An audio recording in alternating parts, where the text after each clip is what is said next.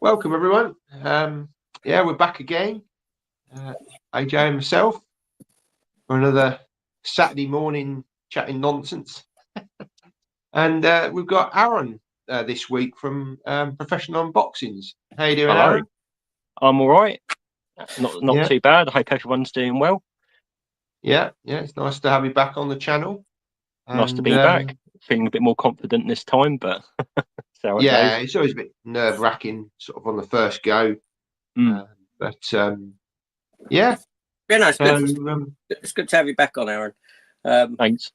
I mean, your channel's doing well. It's yeah. So Yeah. I've just woke up, literally. I was saying to That's Matt, all right. There's no problem there. I didn't have the alarm set or anything. I had to look at my phone. I woke up, looked at my phone. It was 9:45, and I thought, bloody hell, and I shot up. So I'm just like, I'm a bit sort of thingy at the moment. That's all right. Still half asleep. Yeah. Yeah, no, I mean, you put up a couple of videos this morning, haven't you, Arron? Your usual 8:30 slot on a Saturday morning. Yeah, I did watch your unboxings, and so yeah. Link will be in the description at the end. Well, I'll put that in for Arron. So yeah, please go and check out Arron's channel if you don't already know of him. And yeah, he's got a great channel, great content, and obviously with AJ as well. Well, most people obviously will know AJ and myself. So yeah, check out our content at your leisure. They know me, but they don't like me. Oh, we got Stephen in. Hi, Stephen from Stephen, the US of A. Yeah, nice to see you again. It must be early over there. Stephen's up late. Yeah, early he's Sacramento, isn't he? He is indeed. Yeah, and he's just picked up his. He did ask me if I picked up Elvira in 4K, Elvira, Mistress of the Dark. Okay. Which I did have pre-ordered, but sorry. For the plot. Yeah, for the plot. That's it. yeah. I've got the steelbook of it, but it was one of the ones that I sort of, where I have a relook, a rethink, and I start cutting things out from picking up. Yeah, that was one of them ones that I thought, do I need a 4K of it? And I said no. Just very busy month. This month now is a very busy month for releases. Yeah. And December as well. There's a lot coming out in December. I was saying that even this December for me, apart from the first week, because I look at it as a pay month rather than a January, February. Do you know what I mean? And I get paid every 4 weeks, so my payday shifts throughout the month. It gets earlier and earlier. So I look at it as sort of like a pay month as opposed to a month. So I've still got another 3 weeks until such time that I'm paid again. So that's the beginning of December. But I think December after that is pretty quiet, thankfully. But this side, where I am now, it's horribly busy for releases. Yeah. You got oh, sorry, I'm interrupting you guys. No, carry on. I was just going to say, you got so many. You got Alien, you got Beetlejuice. What else is coming out? Godzilla. Interstellar. One is out. Interstellar set. I'm not getting that. Watership Down. Oh yeah, looking forward to that. Yeah. Childhood trauma. Yeah, absolutely. There's a lot on the horizon. Beetlejuice isn't for me. I tried watching it and I couldn't. I've never liked the first Beetlejuice. So the second one I started watching, and I appreciate Michael Keaton. I like Michael Keaton a lot. I appreciated the effects they had in it, the actual puppetry and that sort of stuff, which was great to see. But I just can't get into them. I just can't. They're just not for me. So that one I'm not getting. Yeah. I mean, obviously, just following on from your video yesterday, AJ, the Blazing Saddles pickup, and I thought we could have a bit of a chat about these special editions. I mean, obviously they're ramping these up now. They're becoming almost like as common as the steelbooks have become. And do we feel the quality of some of these sets is sort of starting to go down a little bit? That they're just whacking in a load of art cards, but not a lot else. What do you think? What do you think, Arron, on these limited editions? Because you're big on it's getting a bit too common now with all these releases. I mean, you've got 2-3 releases coming out a month at this point, but it's getting ridiculous. I mean, what have I picked up recently? I've got Twister. I've got the Ring. What was the other one that came out? Friday the 13th. Say that again, sorry. Friday the 13th. Did you get that one? Freddy Krueger. Yeah, I think that's the other one. But yeah, they're releasing them. That's like 150 quid just there. Especially after all the postage and everything. But it's just getting ridiculous. It certainly is. Yeah, I mean, I think going forward, it's certainly you've got to pick and choose your releases. I mean, I think probably. Are you frozen, AJ? Oh, no, I probably just fell back to sleep. You were frozen. I probably just dozed back off or something. I thought, hang on, is he frozen? I was deep in thought. Oh, okay. Well, I've lost my train of thought there. I was listening to Arron, looking at Blazing Saddles there, and I was So with that release, did you kind of realise going into it what was in the set, or had you just kind of pre-ordered it and just obviously then when you've got it, you thought, well, hang on a minute, hasn't got a lot of stuff in this that's really. I'll be honest. When I order these sets, right, because I think Blazing Saddles is a great film. It's very funny. Do you know what I mean? It's a classic. It's that sort of humour that obviously you don't get anymore. Sort of racist humour that's in there. Those sort of undercurrents and that sort of feel. It's very funny. It's a film of a time gone by that obviously we don't get anymore. We're not allowed to have that humour. Gene Wilder himself's great anyway. And yeah, when they announced the 4K, I was like, oh, brilliant! I will get that because I love the film. And they announced the special edition, and I'll be honest, no, I don't really pay attention. I don't really. It's like, oh look, there's a fancy special edition of something, a film I want, damn pre-order. I don't really start reading in depth as to what's in it or anything like that. So when I open them up, and this is with most of them, it's generally a surprise. Yeah, so in a way, it's a kind of blind buy, isn't it? I know obviously know the film, but blind buying the edition, so to speak. But what I want to say is I'm buying for the film. Yeah, I'm buying it for the film first and foremost. You know what I mean? So then when I open it up, like I did this one, and it's that same kind of problem I have. Like I always say, when I get, I'm always disappointed when I get a poster, some art cards, and a booklet that is just a picture booklet. Yeah. When it's a booklet with writing in, I think, okay, all right, brilliant. They've done something. I can sit down. I can read this little booklet. Give me some insight into the film beyond the special features that may be on the actual film itself. And I like reading. So, and this one, so I get disappointed when it's just a picture book with art cards and a poster, because ultimately what I'm being given is exactly the same thing in a different format, which is pictures. Right, whether they're in art cards or whether they're in a booklet, it's the same bloody thing I'm looking at. They're just pictures.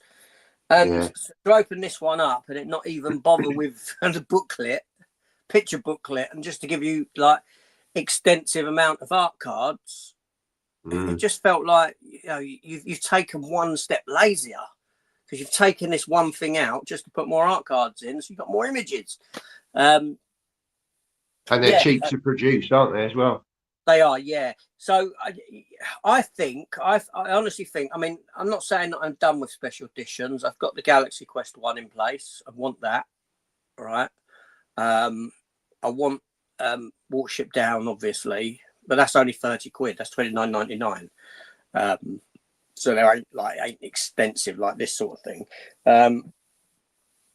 But I think going forward, and I was thinking about this yesterday, I think I might turn my attention to the sort of stuff like what Arron picks up, and what you pick up, Matt, the sort of Custom stuff, and instead of buying these things that have started disappointing me, it's just using some of that money instead, and maybe customizing one or two releases, to my liking.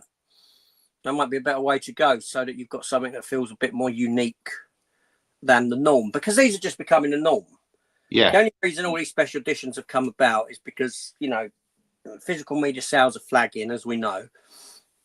And this is just a sort of, these are the last ditch efforts of trying to keep your head above water, so to speak. Do you know what I mean? That's all it is. That's all it comes down to. Well, I think also it all started with, a lot of the Korean releases, your Manta Labs, Film Arena, which is Czech, and there's Kimchi DVD. These companies have been around for a good few years and producing really nice editions, especially the steelbooks. They're premium editions. You can tell usually with a Korean release that even the quality of the steelbook, the paint is a thicker paint. It's more gloss. It's got a gloss finish to it. Far more premium feel to them, the embossing, debossing, and all this kind of thing. And generally, the artwork is really is very attractive artwork. Whereas finding that, I think the UK, well, certainly the big studios have seen this and thought, right, we want a piece of this. So, but we're just going to put the standard steelbooks in these releases. Yeah, we'll do a nice cardboard box to go around. But like you say, a lot of these art cards are very cheap to produce. And I think Arrow do a pretty good job most of the time with their limited editions. They do put a bit of effort into it. They're restoring the film. You get the booklet with contents about production and all the rest of it. The thing with Arrow is they're crafty, because they'll release the Blu-ray set, and then 6 months later they'll release exactly the same set in 4K. I called them out on that back with RoboCop, I think it was, American Werewolf in London. That was very cheeky and cheaty as well. But no, I agree that the Manta Lab stuff, those sort of releases, even Everything Blue, they're better. They're far better, and they still feel somewhat special and limited, more so than these sort of things. These are those sort of releases on a budget, if that makes sense. They are. And they've seen that, they've seen that sort of that corner of the market, and the standard companies have started producing standard, even substandard sort of release. And I'm saying not for everyone. You still get some of these, and you think, that's really nice, And when you get something like, okay, the Hitcher's completely different kettle of fish. It was a bigger box, the big massive book in it and that sort of thing. The Hitcher release was fantastic.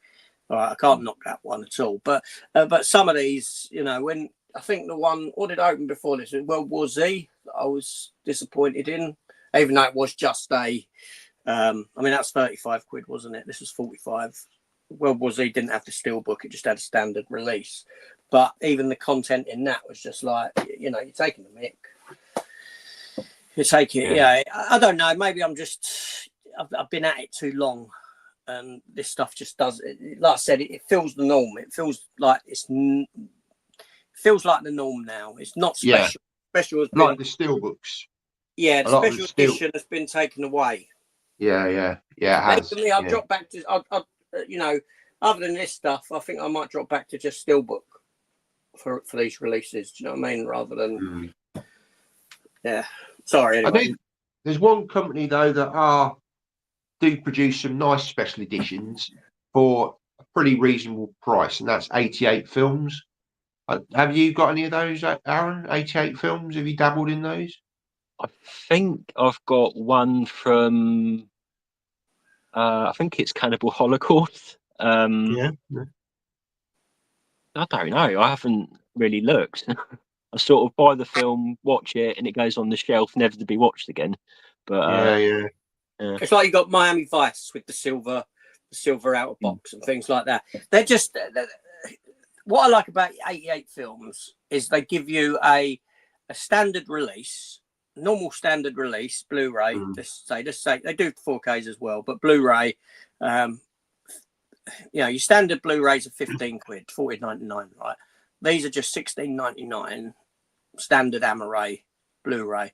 You get the lovely slip with them, which is normally reflective in some cases, but they have sort of genre films like the westerns and that, and they have more of a feel to them. They're not shiny. They have a different kind of feel to them. It's like they have sort of like a depending on the genre, like the westerns have their own niche, the way they feel, the way they look, compared to their mainstream films. Mainstream films like the Jean-Claude Van Damme ones, a lovely silver reflective limited slip on their first releases, and inside you get either a poster, a booklet, or art cards, one or the other, whatever they decide to do with that release. And they're $16.99 for a standard Blu-ray release, just £2 over the price of a normal Blu-ray release. So, with them, I don't know, I like 88 films and the way they do their releases, because they make them feel, like they are special, especially with the limited, like I think with the Jean-Claude Van Damme slips, they were like, and they're numbered as well, up to about 3,000 or something on them. And then they re-release again later on, 88 films, without, just as a bare bones sort of no frills sort of edition when they've all sold out. So it's, so they're really nice for the price. And like you're getting something that's, it's actually a really nice product. They put, and £2 extra, I don't mind paying. No, I mean, I picked up that. I did pick it up from Dan's Man Cave. He, sold it to me at a very reasonable price, but it was Legacy of Rage, which is, Brandon Lee. It's kind of it has got martial arts in it. I wouldn't say it's a martial arts film. It's more of a action film, I guess. Not very good. The ending was all right, but I was finding myself sort of looking on my phone and stuff while I was watching some of it, which isn't always a good sign. But a really nice release, hard box, really solid, thin hard box, poster in it, and a booklet. And I think the actual price of that was sort of $19.99 when it came out. I mean, I got it off Dan secondhand, and for a very reasonable price. But yeah, they feel premium, but not a premium price. You sort of 15 to 20 quid. You feel like you're getting value for money. Whereas, like you say, some of these sets at 45, even 50, that you want something decent in it, don't you? If they're just chucking in a few art cards, you're kind of thinking, yeah, this must be a really negative chat for Arron, because he's into this stuff more so. But I would say you're probably more into the premium stuff, aren't you, Arron? You sort of, when I say premium, what makes you say that? What's that? What makes you say that? Yeah, but I mean, and again, I mean, you sort of, even more so than me, sort of dabbling in the custom stuff now. Obviously the film fanatics. No, not film blockbuster sets. Have you done film fanatics? Those slip boxes? Have you got those as well? Full slip fanatics. Yeah, I've got. Yeah, I don't know where I'll put it. Oh, here you go. You got the Terminator ones, haven't you? But I mean, like I got this one for Aliens. Yeah, that's really nice. Yeah, what was it, about 45? So it's about the same price as one of those collector's editions. But that's for four slips, isn't it? Yeah, you got the. I'm just opening it up. You get, you got 4 slips, as you can see there. Yeah, I can't get it in the camera. There you go. But yeah, you get art cards with them. And he does a little badge as well, which is really nice. Yeah, I've got it. I don't think they're too bad. At his, I mean, the blockbuster set, they do look nice, but the only thing is they come from the US, so you have to pay a lot for postage, don't you? That's the only thing that kind of put me off a bit. Yeah. But they are nice. They're very nice slip boxes that company do. And you've shown, you've got a few of their sets, haven't you? Yeah. You've got the Indiana Jones one as well, have you? Yeah, you've got it on up there somewhere. Got one for Indiana Jones, Batman, Evil Dead. Yeah. They are nice. They're very nice. And are they very good quality, sort of well made and... Oh, yeah. Yeah. They're very nice quality. But as you said, the postage is, is quite expensive. Yeah, that's the sort of thing that puts me off a little, because when you start adding that into it, then it starts getting a bit pricey. But I think it's better to try and make it worthwhile and maybe get a few bits, isn't it? Yeah, worthwhile. Do you know what I mean? Yeah. Well, like I say, we've also dabbled in a few of those. What's the company called? The one where you got the custom steelbooks. Fantasy Box. Fantasy Box, yeah. We've bought a few bits on there. We've I've said to AJ, there's a few steelbooks here. You fancy, we'll do a bulk order together and sort of split the postage. We've got a few. We've got a couple of steelbooks from them already, and we've got a couple more on the way in the next few weeks. Some of the things that they're producing are quite nice. I know it's predominantly more for sort of gamers, isn't it? That site, they do a lot of steelbooks for games, Xbox and PlayStation and all the rest of it. But they do some movie steelbooks, which I think they're nice designs.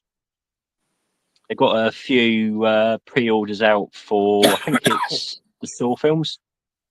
The first 10. The first what? Sorry, the first 10 films. They haven't done one for Spiral, but they've done all the other ones. So all up to Saw 10. Saw. Oh, sorry, I thought you said Thor.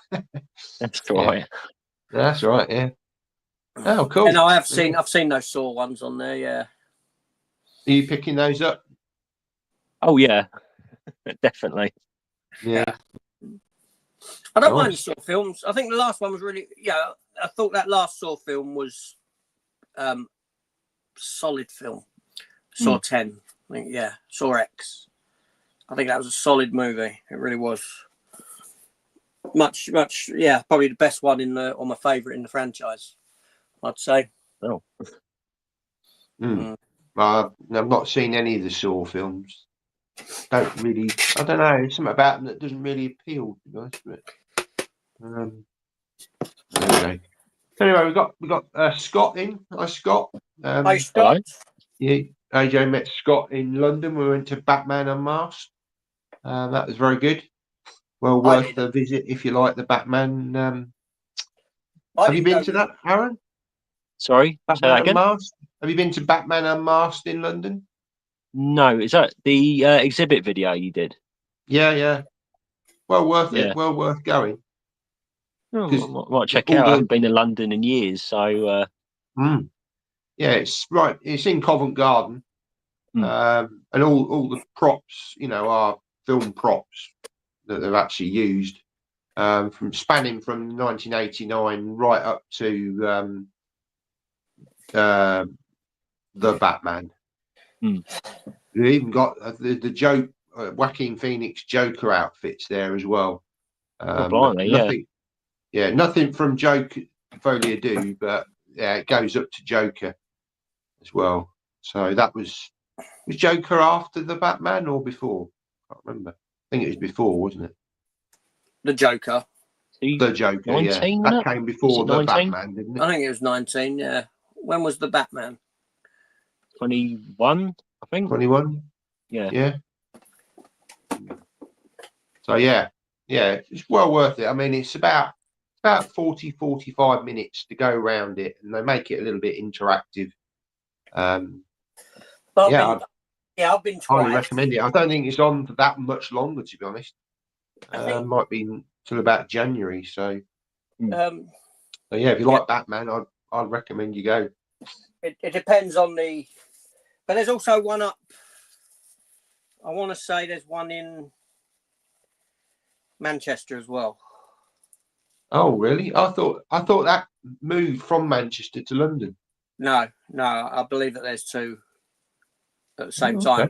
time. As far as I'm aware, I thought there was, because I think the Manchester, as far as I may be wrong completely, but I know that the Manchester one, they had the tumbler. Oh, okay. Wow. Yeah, we got the Pattinson Batmobile. Yeah, the Batmobile and the Bat bike from the Dark Knight Rises. saying that, look, I've still got. Dark Knight. I bought this like bloody hell. Where we go? A couple of years ago. I've still got that to make. The Optimus Prime Lego. Oh wow. Oh, nice. Yeah. That's still got to be made. I think I got that for Christmas last year, but I don't know when I bought this now. I don't know if it was a year ago, 2 years ago, and I still ain't built it. I'd want to say 2 years ago. Wow. That's the Batman, isn't it? Yeah, they were selling this in Tesco's on Tesco Club price at some point for about £45. And so I said to my missus, we were just in there doing a casual shop, and I said, I'll buy that and build it. If it's 45 quid, the Lego Technic one with light up. It's got light up bricks in it as well. So I think it lights up in the grill. Yeah. And that sort of thing. But yeah, I've You'll have to do a video, time lapse video. And it lights up in the back as well. Oh wow. Nice. But yeah, I have I ain't got around to doing them. The time lapse. Picked this up. I haven't built it, but Oh yeah, cool. Tumbler. yeah. And I've got an Infinity Gauntlet as well that my son had bought me. They bought me that, or one of my sons bought me that for Christmas last year. Oh well. So Just be careful when you snap your fingers. Yeah. Yeah. Yeah. Yeah. You have to get building, AJ, over Christmas. Well, that's what I keep saying, but it just never happens. Mm. Yeah, I'll get to them. It's the thing with Lego, they look nice, but yeah, they take time. Do you build much Lego, Arron? I've got a few sets. I have scheduled videos, trying to build them, but I don't know, trying to find the time to release them, if you know what I mean.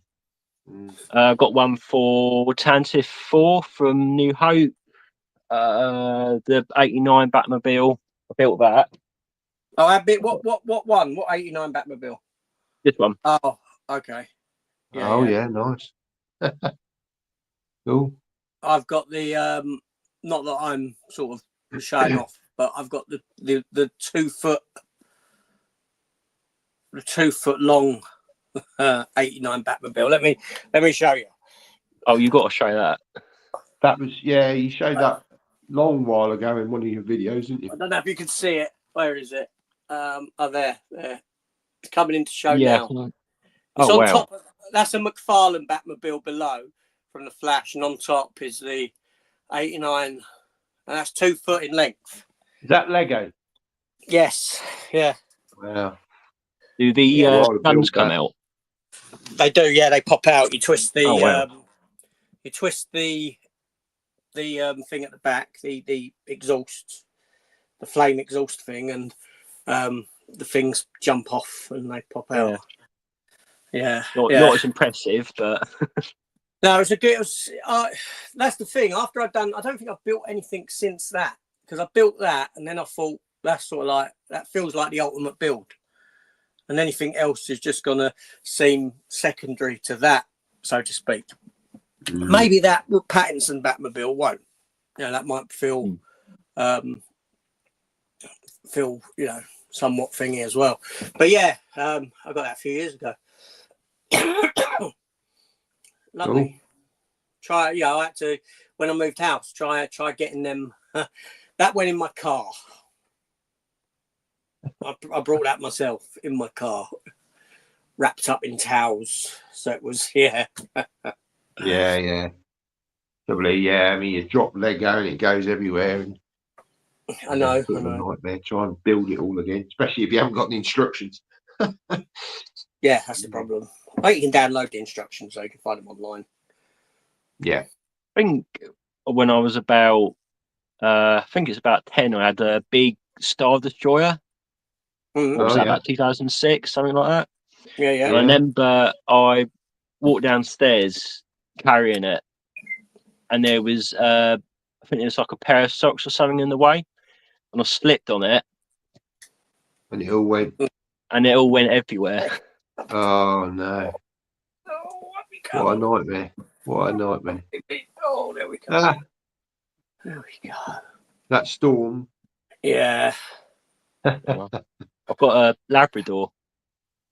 Yeah, I've seen the photos. Mm. If you put photos up with it. Yeah, I had a chocolate lab up till about 5 years ago. Passed away then. Yeah, it's an awful feeling. It is. It's horrible. We took 4 years to get another dog. Hello. Mm. Which Well, there was you broke. got two. And yeah, and then another litter came along from the same mother. This is actually a cockapoo, but it's a total spaniel. Paws all wet, dog. Yeah. So what we've been watching recently, film wise, what have you been watching this week? Anything? Series, TV series, or Been watching the Godfather trilogy. okay, Never seen them before, but right. What do you think? really good. Third one, not the best, but you know the ending's good. Yeah, but it's been a long time since I've seen those, but yeah, I remember the first two being the best. So yeah, cool. Anything else? The Penguin. On the Watching TV Penguin? series? Yeah. Enjoying that? Yeah, fantastic. What streaming site is that on? Is it Paramount or Warner Bros? think No, it'd be it's- Warner Bros, wouldn't it? Yeah, I think It'd HBO. be- So what's that, Max? HBO. Yeah, we don't have that in this country, do we? I've been watching it on Now TV. They seem to get a lot of the streaming stuff on there. Yeah. Oh, cool. And it, well, obviously, it's still set in the Batman universe, isn't it? Is there any reference to Batman in it, or is it just merely weirdly no? Like you get sort of glimpses, sort of shown in flashbacks, you know, towards the end of the Batman. I don't want to spoil it for anyone, but I think it takes place. Was it a week after that film? Something like that. Yeah. There's a lot of there are a lot of references to Batman lore in it. You know, the whole area that got flooded and that. I know that they in episode 2 or 3, I think they refer to it as No Man's Land. No Man's Land is a storyline from the comics, which is what they suspected was going to happen with that area. People guessed that's what they were going to say about that area after the end of the film. And so there's references like that. There's a lot of these sort of little nuanced references in the film, in the TV show, that only people who have read the comics would pick up on. You know, yeah, it's very good. It's very, yeah. The makeup is just astounding on Colin Farrell and that. It's, you know, I know he was in the film with it, but here you got to spend more time with him and that, and in different light sources, daylight and that, and it's fantastic. I mean, I'm not a fan of the film, as you know. I'm not, even though I've got that Batmobile to build. I'm not a fan of the movie The Batman, but I think this TV show is solid. Yeah, I haven't finished it yet. How many is it? 8 to 10 episodes, something like that, is it? I think 8, I think. 8, Yeah, it's not too bad. Yeah. It's better than When the it- usual American stuff, like 22 episodes or something. Yeah, it's quite a commitment, isn't it? To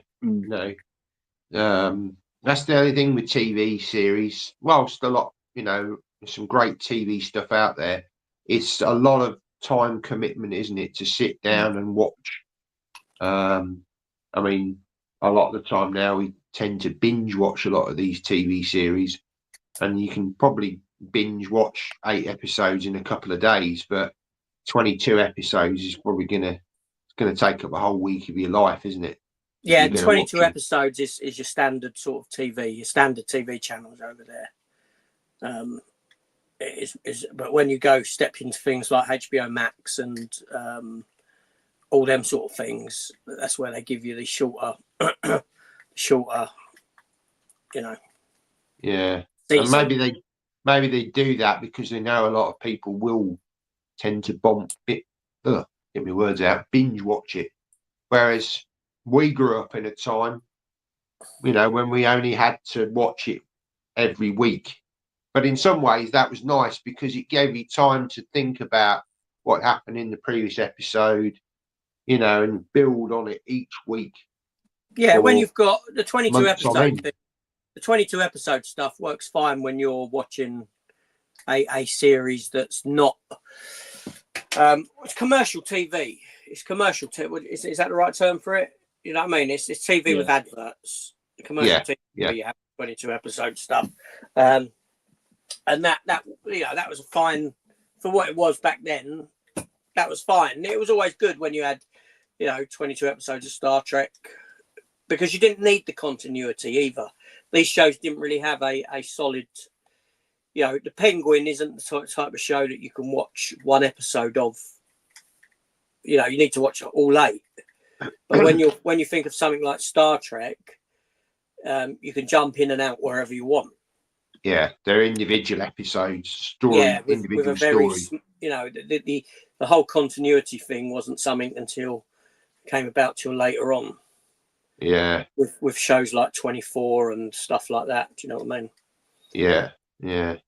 I mean, in some ways, I actually prefer individual episodes with a narrative that's sort of running in the background. That it'll, Star Trek. You always get that. Star Trek did have that mildly, but it wasn't until I think maybe Deep Space Nine where that came in as a, at the end of Deep Space Nine, last couple of years they went all out with, let's stop trying to make this for people and let's make what the fans want. Yeah. You know what I mean? Then Babylon 5 you had as well, which was a complete, apart from season 1, it was pretty much complete, yeah. So I watched that recently. What, Babylon 5? Yeah. Season 1 is quite a hard watch, I think. Yeah. But once you get to season 2, it hits the ground running. It's completely different. If you can get through season 1, which is a slog, from season 2, it's just you get rid of the main star leaves, or sport it for you. Michael O'Hare, who's Commander Sinclair, he's not in it from season 2.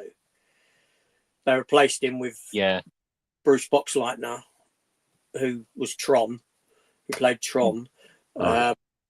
He comes what's in Tron? Sorry? What's Tron? He comes in as Commander. You never seen Tron? Oh no, I've seen it. Oh, no, I was just joking. Yeah. Oh right. He comes in as Captain John Sheridan. He's got far more appeal than what Michael O'Hare had. And the show just then it just go. Yeah, I mean it's fantastic from season 2.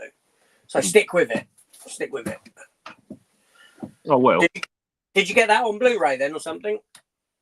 No, I borrowed it off. I think it was my auntie or something. Okay. She's got the old DVD box set. I mean, I don't know if it's worth upgrading or I don't know what the transfers are like, but I've got them all on DVD. I didn't upgrade.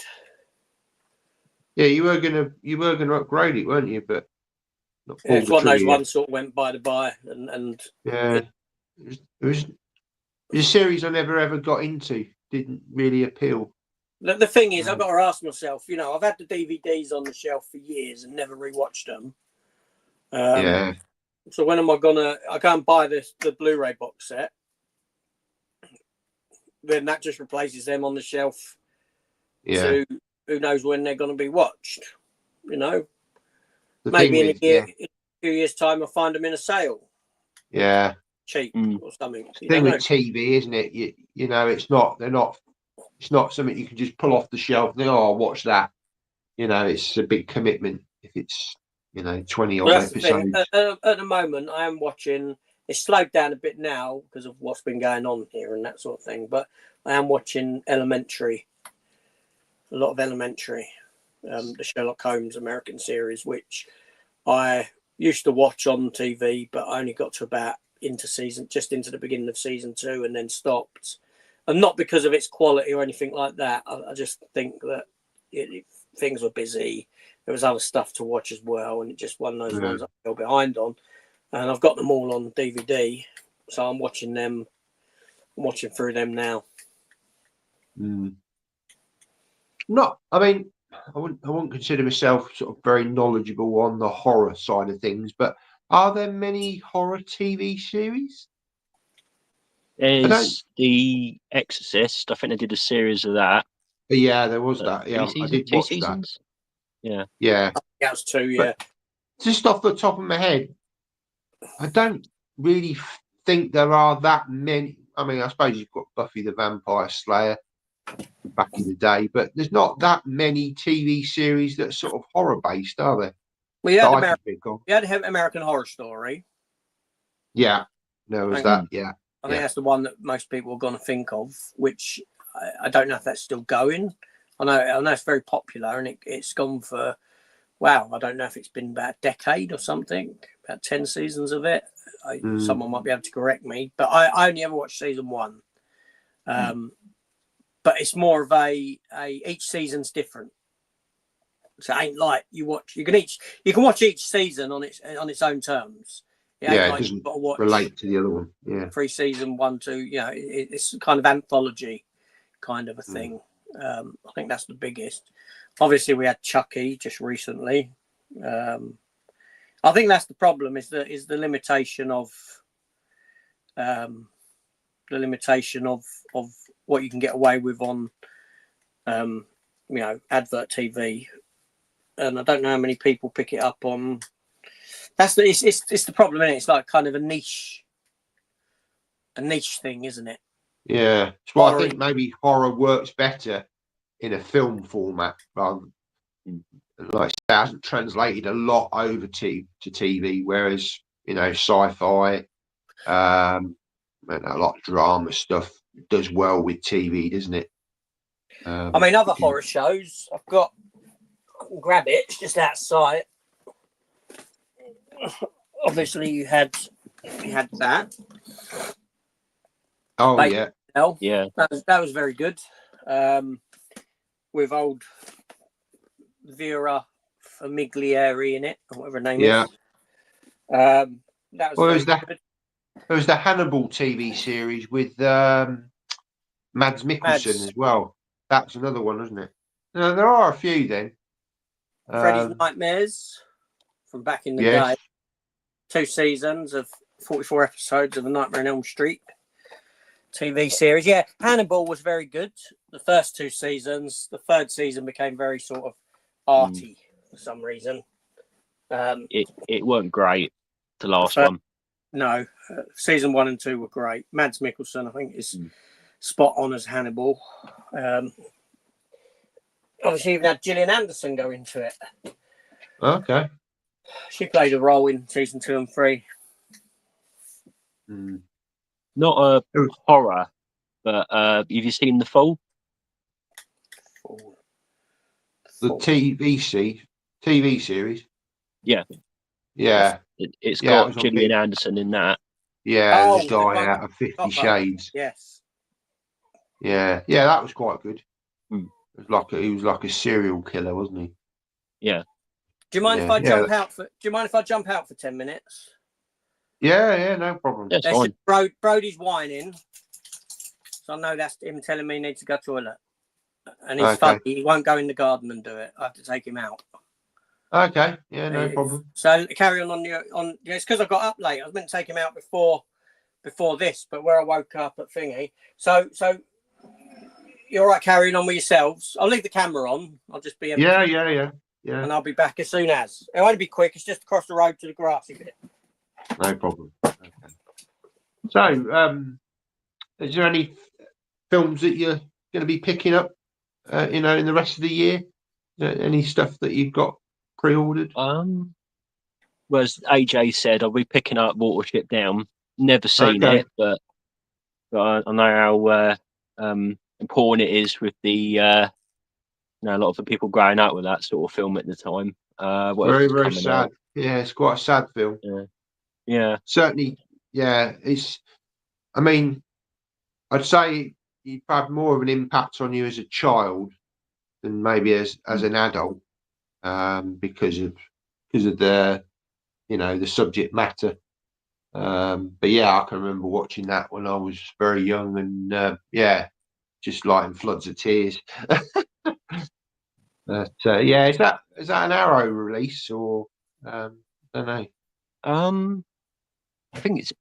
I think I'll probably completely butcher it, but is it BFI Films? Is it Okay, BFI yeah, Films? British Film Institute. Yeah, that probably fits more, doesn't it?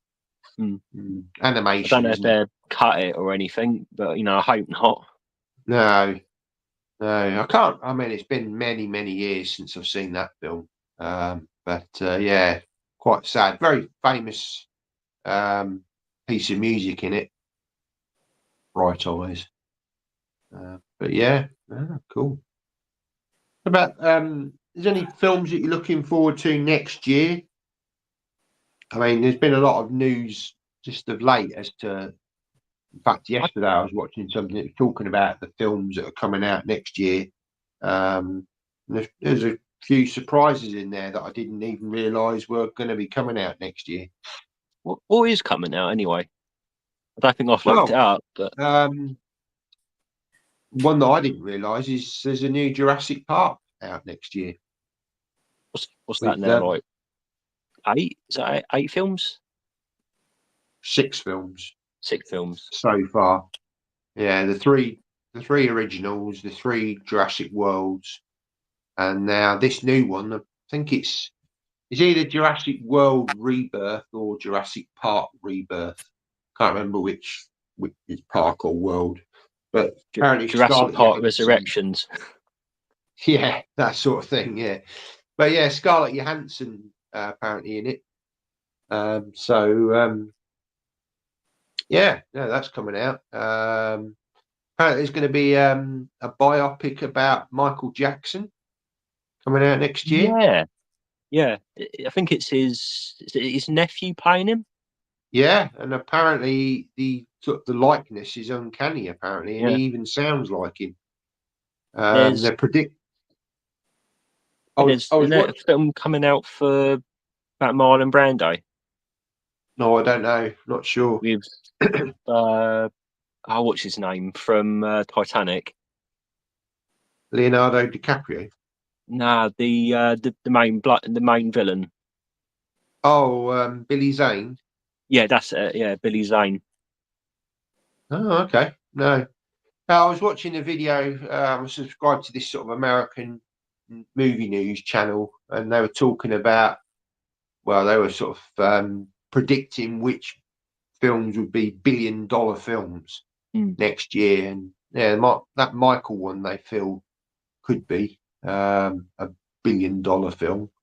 What else was there? A few sort of animated films that are coming to live action. The Lilo and Stitch. Have you heard of that? Yeah. Used to watch that all the time on VHS and that. Yeah, I can imagine. Yeah, that was probably more for your age group rather than mine. There's a live action of that, and they're predicting that might do very well. There's a live action Snow White that's going to be coming out Yeah, with I've heard about that. Seven Dwarfs, and there was a lot of controversy about that, wasn't there? Yeah. Um, I mean, I did watch the trailer when it came out. It doesn't look the best, no, no. but yeah, The one that I'm really looking forward to, and I think the trailer is excellent, is Ballerina. Have you seen that? say that again. Sorry, Ballerina. So that's it's John like the Wick, isn't it? John Wick, the John Wick spin-off. offshoot. Yeah, it's Anna de Armas, Yeah. like a female John Wick. And I don't Oh know yeah, if I you've know. seen the trailer, but it's absolutely fantastic trailer. Really, really good. Yeah, thoroughly looking forward to that one. I mean, it's worth watching just for her, but Yeah, yeah, absolutely. yeah. Yeah, she's quite stunning. But yeah, she really looks like from the trailer, it looks like she's going to sort of really sort of own the part and almost just create sort of a female. If it's going to be like the trailer is, I think it'll be a success, and I wouldn't be surprised that it does its own thing and there's sequels that come, because from what you see and how she is, yeah, she's just going to put her own stamp on it, and I think it'll be very successful. Did you see Atomic Blonde?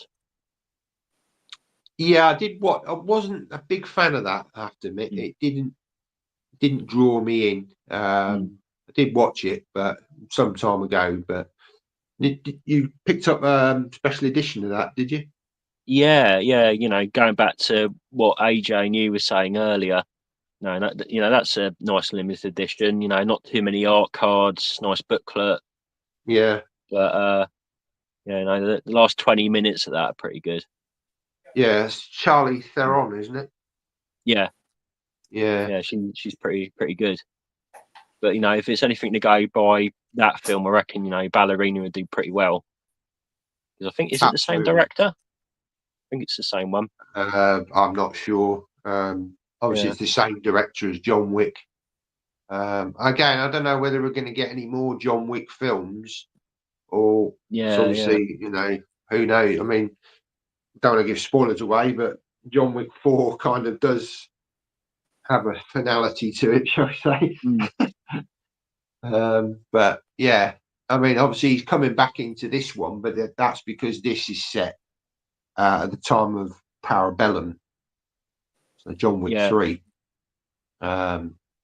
which sort of introduced all of the the ballerina side of things, wasn't it, and all the stuff in Italy and the sort of secret society and all that sort of stuff that was going on in that film. So it very much links in with that. Yeah, and then on the Marvel side, you've got the new Captain America. It's coming out in February. I didn't realise that was as soon. I thought that would be later on in the year. But that looks quite good. I mean, you've got Harrison Ford playing the president, and obviously he's going to become Red Hulk. Yeah. That looks okay. And is it Secret Wars? That's coming out, isn't it? That's not next year. That'll be that'll probably be in a couple of years' time. Next year you've got Captain America, then you've got Thunderbolts, which again they're sort of lesser comic book characters, but you'll have seen them in other Marvel films. So you've got Florence Pugh. She's the sister of Black Widow. I forget what her character's name. But as her, there's in Black Widow, you've got David Harbour's character. That sort of, he looks a bit like Captain America with that sort of helmet on. I forget his character's name. Red something, I think it was. Yeah, he's Russian, isn't he? Yeah. And then you've got Winter Soldiers in this. The ghost from Ant-Man and the Wasp, she's in it. You know, that girl who's in that, she can like go invisible. I don't think I saw that one. Ghost. Ant-Man and the Wasp. Ghost, No, I yeah, don't think I she's in saw it. that one. Yeah, Red she's in it. Guardian. Red Guardian was the Russian. Is the Russian? David Harbour, yeah. That's it. And who else? Falcon and the Winter Soldier, the TV series. Did you watch that? No, I still haven't watched Lakey. Oh, okay. So in that you got the other character who played Captain America in the comic books. What was his name? Wyatt Russell, US agent. Yeah, yeah. Kurt Russell's son. That'll be called US. Yeah, he becomes US agent. Yeah, he's going to be in. He's in Thunderbolts as well. I haven't seen the latest trailer, but apparently it's supposed to be a better trailer than the first one they put out. You've seen it, haven't you? Have to check that out. You've watched that trailer, haven't you, OJ? Yeah, I think Sharon Carter's in it as well. She okay. Because she was teased to be up to something at the end of, I think it was Captain America. I think it was Falcon and Winter Soldier. That tease came about with her, but she's in it. The blonde-haired, Peggy Carter's niece. Okay. America kissed in. Yes, in the first film. No, in Civil War. Okay. Oh yeah, it wouldn't have been. Yeah, because that was in World War II, wasn't it? Yeah. Yeah, I think she's in it. Okay. Yeah, I know who you mean. Yeah, it looks like it looks. I'm looking forward to it. I think primarily because it's made up of all these littler characters that haven't had that much screen time. So the interest for me is there with that. I'm watching, other than Bucky, I'm not really watching these bigger characters that have had mainstream sort of exposure in the films. Yeah, they're little big characters that deserve more screen time. Yelena's very good. She's a very good character. Yeah. The only thing that kind of concerned me a bit was I haven't seen that second trailer, but the first one, it was supposed to be a teaser trailer, but it went on for like 3 minutes. And I'm thinking, don't show me all the film here. I just hope they haven't revealed too much. That's my only concern. That's the trouble with trailers now, is they do sometimes reveal too much. Apparently, even Gladiator 2, there's almost, the plot of the film is nearly in the trailer, apparently. I'll be honest, I watch these trailers and then I forget what they tell me, what they show. I only watch them the once. Gladiator trailer I watched, I can't remember a thing about the trailer.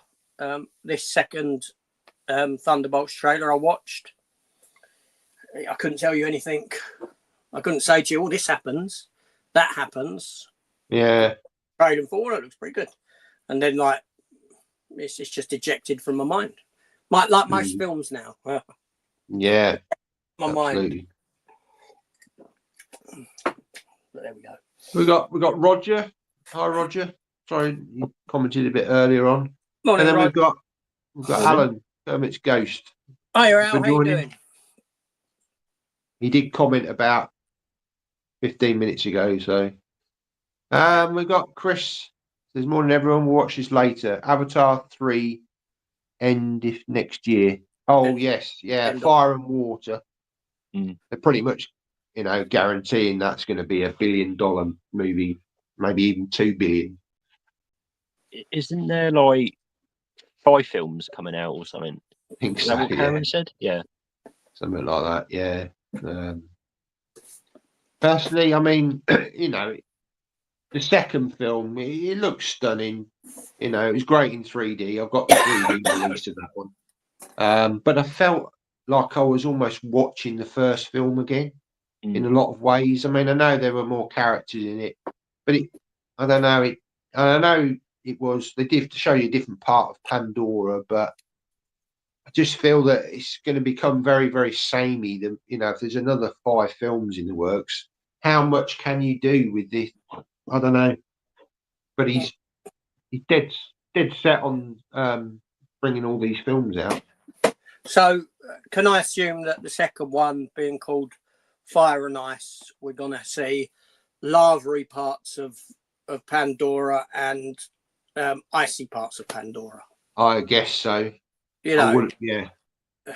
And then you're gonna have, I don't know, Avatar, Blood and Sand. Yeah. Where you go to the desert part of Avatar, and there's the desert blue people. Do you know what I mean? That's what they're doing. It's like every sort of ecosystem, you know, every sort of ecosystem's getting their own. Yeah. You know, and then you're going to get beneath Pandora, where you have the cave dwellers. Yeah. The cave dweller blue people. Yeah, you're a writer for this. You know. That's just what I see happening. That's just what I see. Do you know what I mean? Blood and Sand was the title of Spartacus TV show. But you know, I couldn't think of anything else for desert at the top of my head there. But that's where we're going. You know, the first one was like all the tree people. The second one's the water people. The third one's going to be your Eskimos. Oh, that's a racial slur there. Eskimos. Your Inuit folk and your lava people. And do you know what I mean? That's how it looks like it's going. You're not allowed to say Eskimo anymore, then? No, Eskimo's a slur, apparently. Is it? Yeah, so don't be going calling Eskimos, Matt. You get in trouble. Inuits. Wow. I didn't know that. There you go. Every day's a school day. Yeah. Well, let's see what's wrong with that then. It's the equivalent of the N-word to them. Really? No, I don't know if it's that bad. I just know that Eskimos meant to be a derogatory term for the Inuit folk or whatever you want to use for them. Okay. Well, yeah. Learned that today then. Yeah. Oops. So yeah, Alan's saying he's doing well. Yeah. He came up to London recently. How did? Oh, you met him or? No, he didn't tell me he was coming up, so he obviously didn't want me. There we go.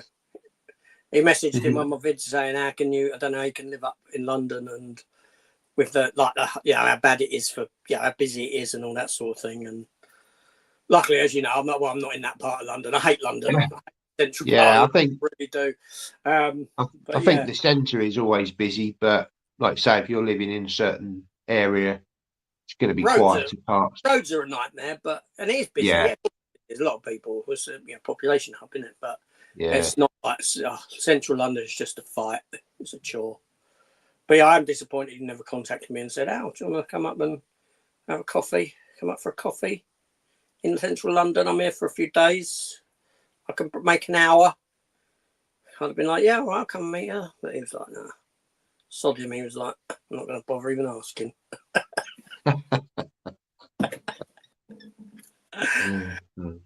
I say, I wouldn't have gone anyway. If he'd I'd have gone, nah, can't bothered. Don't want to meet you. I'm joking. Anyway, go on, move on. Oh dear.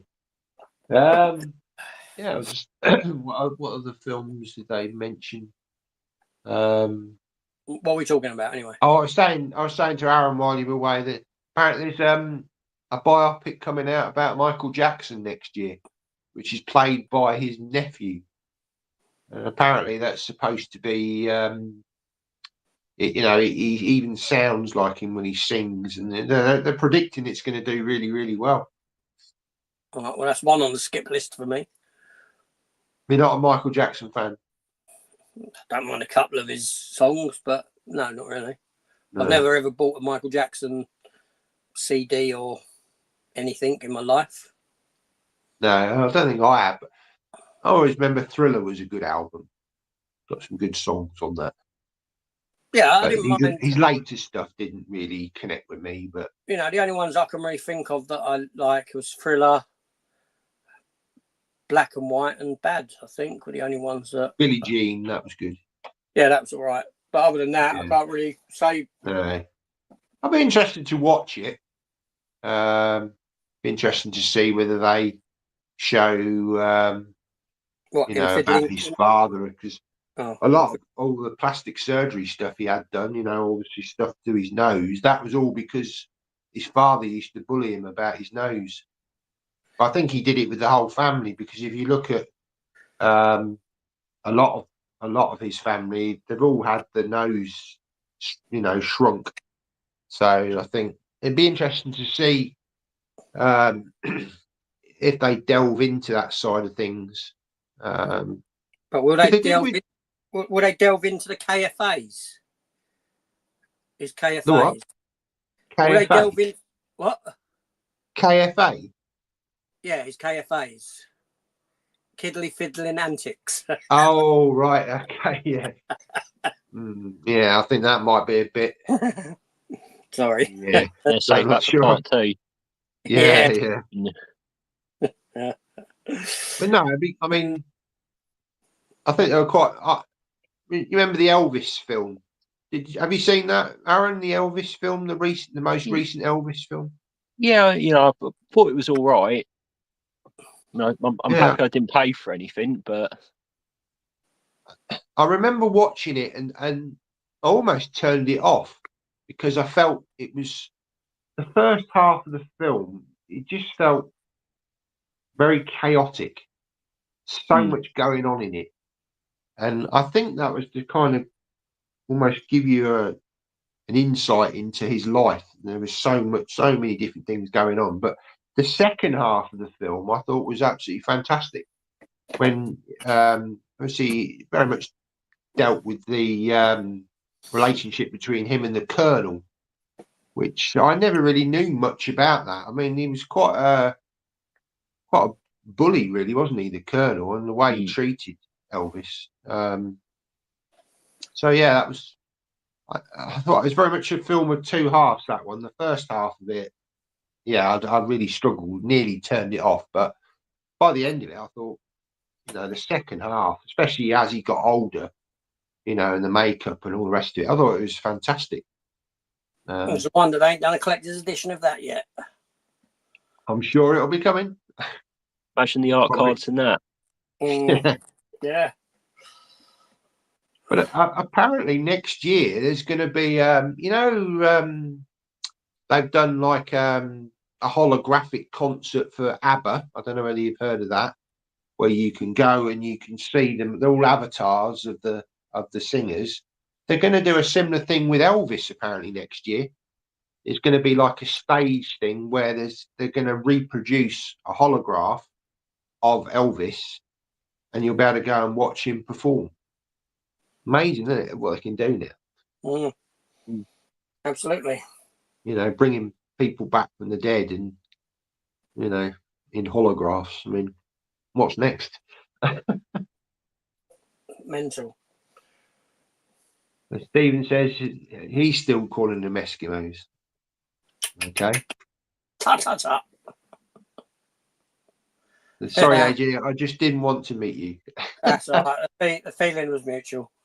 I didn't want to be starstruck. It would be embarrassing. No, but seriously, if he's ever up, and I'll come up and meet him and say hello. Yeah. You've we both met. I mean, obviously you'd have pre-arranged it. We met for Mike. Z from Did You Z That? Yeah, Mike. Z? Mike. Yeah. Mike. Sorry, yeah, Mike. Mike's yeah, he's a nice guy. Yeah, we met him in the King's Cross station.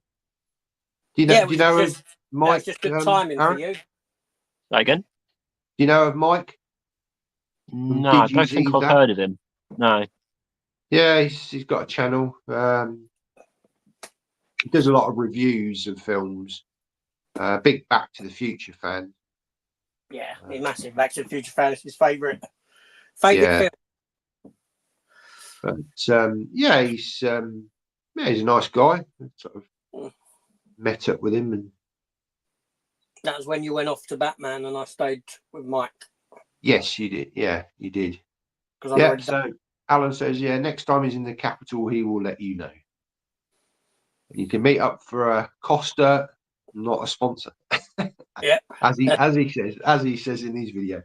I'm not a fan of Costa. I'm not a big fan of Costa. I will drink it, but I don't buy it often. No, I'm not a big coffee fan. I prefer tea. Coffee in the morning and then tea for the rest of the day for myself. But yeah. Can't live without coffee. Yeah, you like your coffees, do you? Oh yeah. Cool.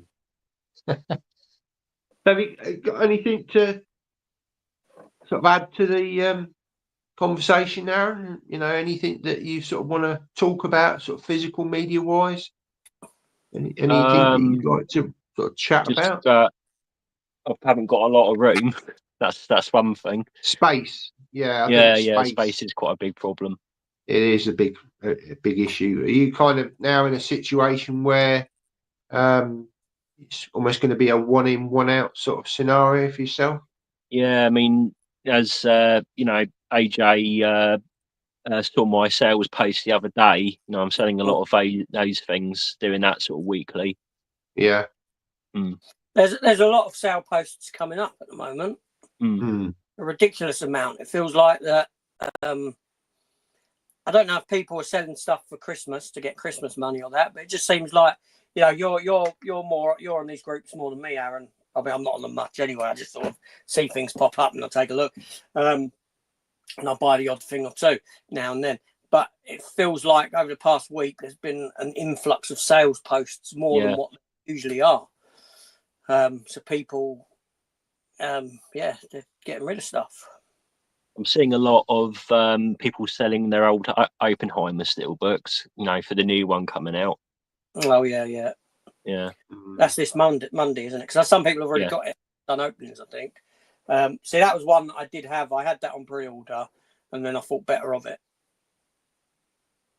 I've got the steel book that came before, but again, this is just where we're being. I feel again that we're being taken the mick out of as consumers, because you know that film wasn't 6 months ago, or something, might be more than 6 months now. I don't know, but was it last year? It was Oppenheimer last year, wasn't it? Yeah, I think it was. Barbie, wasn't it? Time flies. Your favourite film, wow. Barbie. But it just feels like, you know, you no time has passed at all, and they you know, you've had one release and then you get another release. Yeah, but it's the same with Interstellar, isn't it? He's done it with we've done it with that because we had the 4K release of that. I mean, I've got a nice edition of that from America, one of those Magno cases. I don't know, have you seen those, Arron? It's like No, no, I haven't seen that. It's only about 4 or 5 they did. One was Interstellar, The Green Mile, Forrest Gump, Gravity. Right? Oh, well, those Batman ones. The Batman, the Batman as well. Or Batman. Deluxe editions, they were called. No, what ones are you talking about, Matt? It's like they call them Magno cases. They're like thin plastic. Well, I say thin plastic. It's quite hard plastic, but like the 1989 Batman. 1989 Batman had one. Yes. Yeah. Yeah, I can show you. I think mine's on the shelf here. Yeah. Look. They didn't do many of them, but they're quite nice. Well, I like them anyway. But they only released the Interstellar in America. I don't think they did a digibook in the UK at the time. Are you picking up that big set, the Interstellar? Oh yeah. Well, I mean, it's my second favourite film. Really? Ever. Yeah. Yeah. You really like. The first time I watched the film, I didn't really get it, but the second time I watched it, I kind of understood it more. And being a father myself, it kind of I could relate to it more as well. I couldn't find it, but I have a Batman. I think I picked it up when I was in a CEX with you, Matt, somewhere when we were at our meetups. Yeah. So that somewhere. I've got. I think they did Gremlins as well. I haven't got that one, but I've got the Green Mile, Forrest Gump, Gravity. The Gravity one I got was the German one. That was the only way you could get the Atmos soundtrack for Gravity. Obviously now you can get the 4K. that's fantastic in Atmos. Have you got Gravity in 4K? No, but I've got the Blu-ray. No, Yeah, just a standard Blu-ray, because I think they did one for is it Diamond Lux edition? Diamond Lux. That's exactly. Yeah. Did they do Yeah, that in the UK? I thought that was a German I one. think it was Germany or something. It's one Yeah, of I've those got sort of that. It's European countries. quite hard to get Yeah, hold of that now. Because yeah, there's two versions on there. You've got the silent version, which almost like as if you were in space, you wouldn't hear all the explosions and all the rest of it. But yeah, you obviously hear dialogue when she's talking and stuff, but a lot of the outside stuff, obviously, because you're in a vacuum, there's no sound. But yeah, that was the only way you could get it on Dolby Atmos. And I mean, with the 3D and Atmos, that is just such an amazing experience. Gravity on the big screen. Well, on my setup, that's the only way I watch Gravity in 3D. It's absolutely phenomenal because you'd feel like you're literally in space. Amazing. Anyway, I digress. So Gareth wants to know if I'm still up for some Spirited. Yes. Yes, I am. Sorry. Say that again. AJ sounds in good voice. Is he still up for some Spirited? Yes. Yes, I am. Oh, sorry. Yeah, your nemesis. A sing-along. A watch-along and sing-along to Spirited, the Christmas film. Yes. Yeah, you enjoyed that, didn't you? I've still not watched that film. Yeah. And Gareth, I'd be up for, if he's still watching that, I'd be up for some thingy as well. If you ever want to do that, La Miz, I'll do sing along to that as well. Yeah. Are you going to the musical of that? You're going to go and watch that again? At some point, yeah. I don't know if I'm going to do it. I was looking at 2 shows for Christmas. I've booked Back to the Future. That's in place for the 30th of December. Oh wow! Yeah, you really enjoy that. Very good. We were going to do 2 shows, not on the same day, but like I was saying about 10 minutes ago, I really dislike going up into London. It's a chore going up into London. So I said to her, let's do one now. We'll do one show now, and then for Valentine's we'll go up and do another. I might concede and let her have Lion King. Okay. And sit through that. I can always go to The Miz another time. I've already seen it 5 times, so I can wait. Yeah. Do you ever do musicals, Arron? I think the last one I watched was, I think it was Wicked, and that was about 15 years ago. Right. I did do that with my daughter when she was younger. Back to the Future. Not really my thing. Good. No, really good though. Back to the Future. What they do, I won't spoil it, but what they do at the end is very clever. Yeah, it was quite.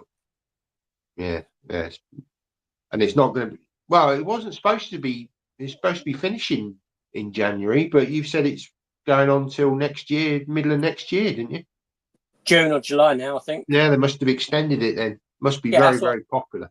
Yeah, that's what they do. They'll keep doing that. Same with Batman, the Batman experience. As long as it's making money, getting people in, now extend it. They'll carry on with it, yeah. Hell no to Les Mis. I'm disappointed in Gareth at this juncture. Alan says, I mainly drink tea, but they do a proper cuppa. So it's a latte when I'm in the city. Yeah, I like a latte. So he also says, I have Tank Girl on order with HMV. It's a blind buy. Has anyone seen it? Do you know, you'd think that in clips, being a comic book movie, I'd have seen it, and I haven't.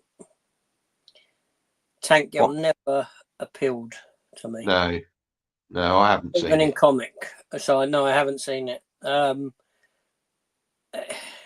an old film now, isn't it? 90s, wasn't it?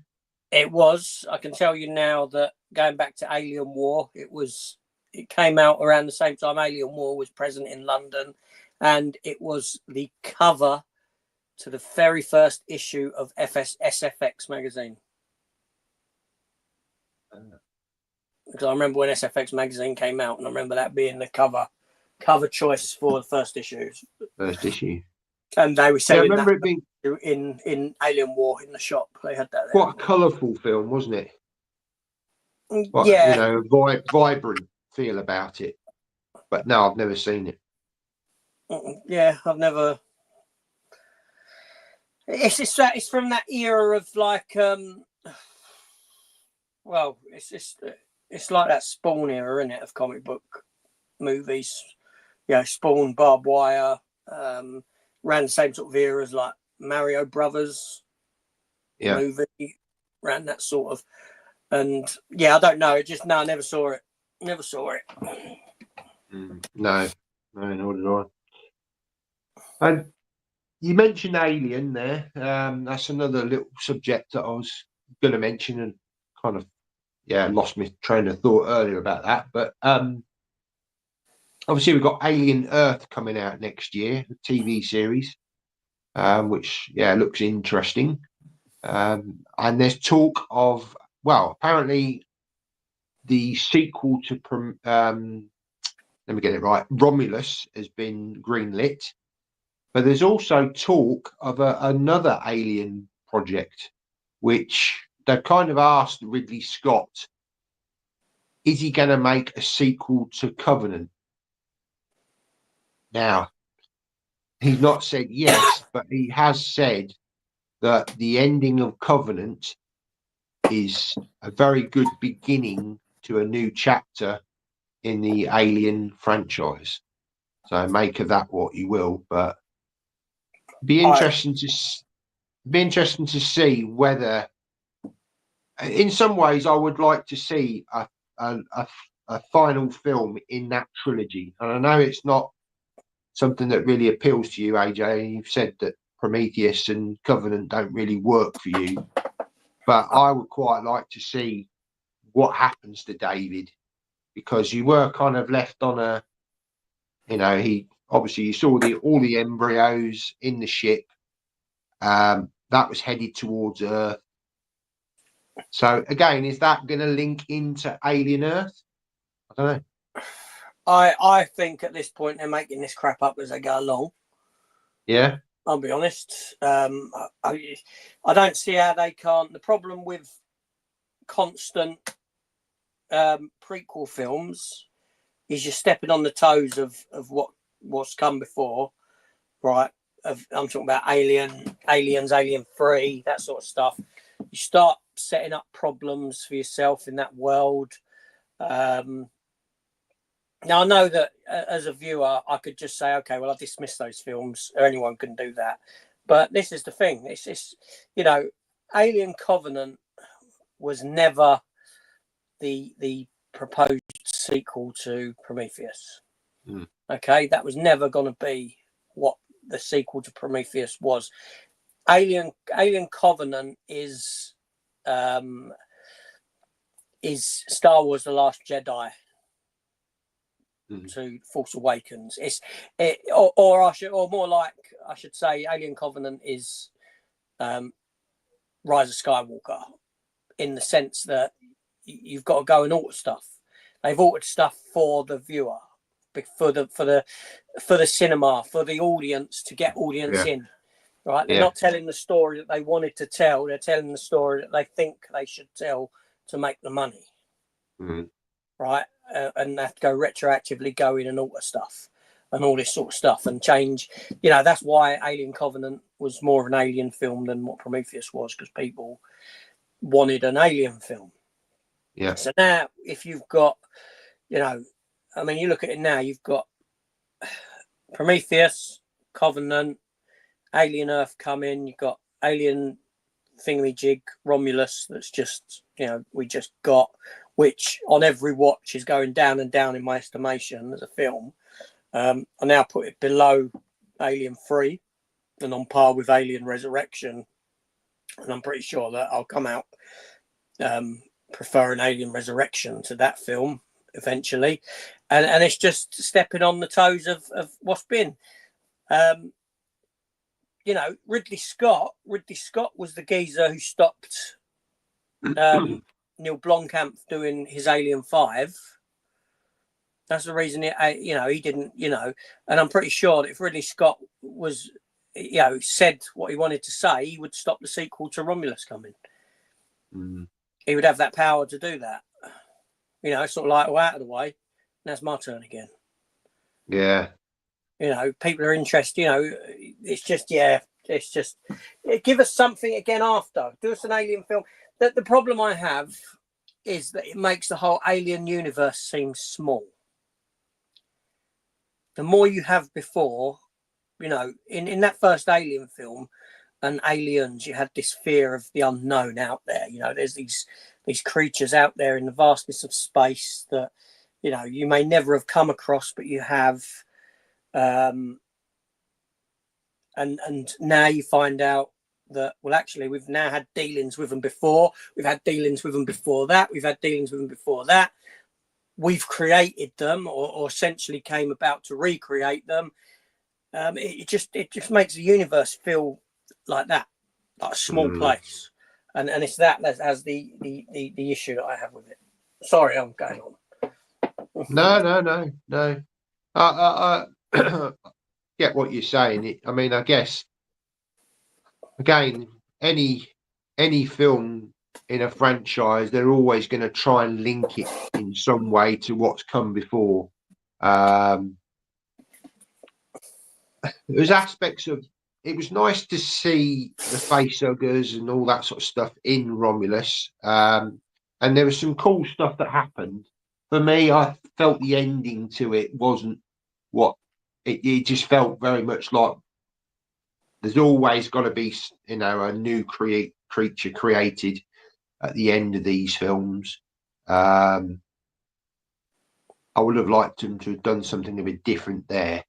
I mean, I've only watched the film once, so on a rewatch, I'll be interested to see what my thoughts are. But I enjoyed Romulus, but yeah, I wouldn't. Oh, certainly not as good as the first two films by any stretch. More on a par with Alien 3.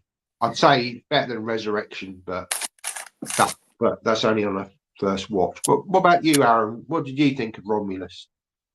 I liked it apart from the last 20 minutes. Because I saw it at the cinema, but I did enjoy it. Second time, it was a lot better, but again, the endings it's not great. But no. And again, I'm not so sure whether it was needed to bring the Prometheus reference into it about the black goo and all that. I'm sorry, spoilers if you've not seen it. But yeah, they do sort of obviously bring that into it.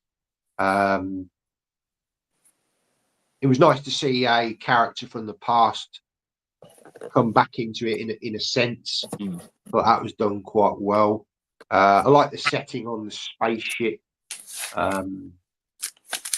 In some ways, because that spaceship was almost two spaceships, wasn't it? You had Romulus and Remus, obviously the Greek brothers, I think they were in Greek mythology. What I would have liked to have seen is almost like those two ships break apart, and then the sequel would have been Remus. I think that would have. Well, I don't think that will happen, but I think they missed a trick with that. But yeah, it'd be interesting to see what they do with the sequel to it, where they go with it. Are they going to link it more in? Because again, I've heard rumours that they could bring David into it from Covenant. But like AJ's just said, it's making the universe still very, very small, isn't it? By bringing back reoccurring characters. But is this what happens in franchises? They do tend to bring in known characters from the past, and unfortunately, that kind of does make these universes small. Yeah, but you never had that with Alien 1, 2, and 3. You ever had this sense of a small universe? No. Yeah. The connection between Alien and Aliens, with them colonizing that world, was, made sense to a degree, especially considering the company knew that there was something there, so they wanted that thing, so let's colonize that world. And then the connection between Aliens and Alien 3, with whether you like it or not, with there being a face hugger on board and crashing with her, made perfect sense in the sense of a continuation. It didn't feel like it was like, oh, again, you've come across these things again and they're just out, you know what I mean? It's that sort of a thing, that sort of an element that just makes me feel like, it's a very tiny universe that we're living in. And I don't like that. No. We also said, like, certainly for the first 4 films, it very much, throughout all 4 of those films, there was very much underlying sort of message in there about mother and child, wasn't there? Yeah, thematically, the first 4 films are very much, like I said, the alien itself is, H.R. Geiger's designs are very much sexualized. They're very phallic, and you have that continuation in this when the alien comes out of that cocoon. It's like the massive vagina, looks like giving birth, sort of thing. So you have all those, rape was a big part of Alien. The fact that you're being impregnated unwillingly by something. It goes into those sort of themes of rape, and then it leads into the themes of motherhood and all this. There's all this interconnection in the themes in the first 4 films, which I really like. I'm not a fan of Resurrection. I think Resurrection's a fun. I think on watches it's quite a fun film. There's a lot I don't like about it, but then there's elements that I do. Yeah. The ending with that one just goes to another place, doesn't it? Which in some of the extended lore for Aliens, and I'm talking stepping outside of the films here and going into the comic book, there's stuff about the company, when these mining places come to an end, when they've got these they're mining these worlds and that sort of a thing. There's talks about the company wanting the alien for bioengineering reasons, for warfare and that sort of thing, as we know from the films, that's what they want it for. But there's all this talk that when a place becomes unneeded, unwarranted, like that world's now been mined of everything, or that colony there's no longer required, instead of the company collecting these people, the company would send in face huggers and things like that onto the world to wipe out the population, because it's far cheaper for them to have plausible deniability about all their deaths than what it is to the cost of bringing them home. And I liked a lot of that stuff that's in the sort of extended lore. It gives this, it's just that sort of, that it's all money driven by the company. And I like that sort of element too. And I thought that would come into play nicely into some of these. Do you know what I mean? It may do. It may be in the TV series. Be interesting to see, how that plays out. It's not. I mean, I don't even know who's starring. Is there any big stars in the TV series? Do we know? Or What's his name? The Blake from Hitman, Timothy something. Oh, Oliphant. Yeah, that's it. Is he in it? Yeah, I think he's in it. Is he really? That's great. I like Timothy Oliphant. Oh, I'm not sure when it comes out. I'm laughing. I'll show you later. Matt knows of this. I'll show you, Arron. I'll be back. Yeah, Alan brings up a good point here. He says studios bring back characters in franchises and prequels because people find comfort and trust in a product if they see familiarity. Yeah, totally agree with you. I think And this is, yeah, pretty much, you know, why Covenant was the way it was, is because people. It's my Yeah, Timothy Oliphant cushion. yeah. There's a little in joke that I have with my son that I mean, we both like Timothy Oliphant as an actor, and we have this little in joke that if I was gay, my gay crush would be Timothy Oliphant. So a couple of Christmases ago, my son gifted me a Timothy Oliphant cushion. So I'm a big fan of Timothy Oliphant. I think he's great. But sorry. No, that's all right. Yeah, Alan says the UK didn't even get a DVD of Tank Girl, apparently. So that's Okay. interesting. Oh. Stephen says that film Red One is flopping big time. You did a review of that, didn't you? Oh, it was. Oh. Is it that bad? It's an action film. It's a Christmas action film. There's no. And it was funny. The minute it started, I was about 5 minutes into the film, and I thought to myself, "This film's going to have no Christmas spirit to it whatsoever. This film isn't going to have me coming away feeling whimsical about Christmas. You know, like when you saw when Elf came out and the Polar Express and these sort of films and Home Alone, and you know, I know I'm going back in era. You watch these films and you come away with a sense of Christmas cheer, Yeah. a sense of like uplifting and all this sort of a thing.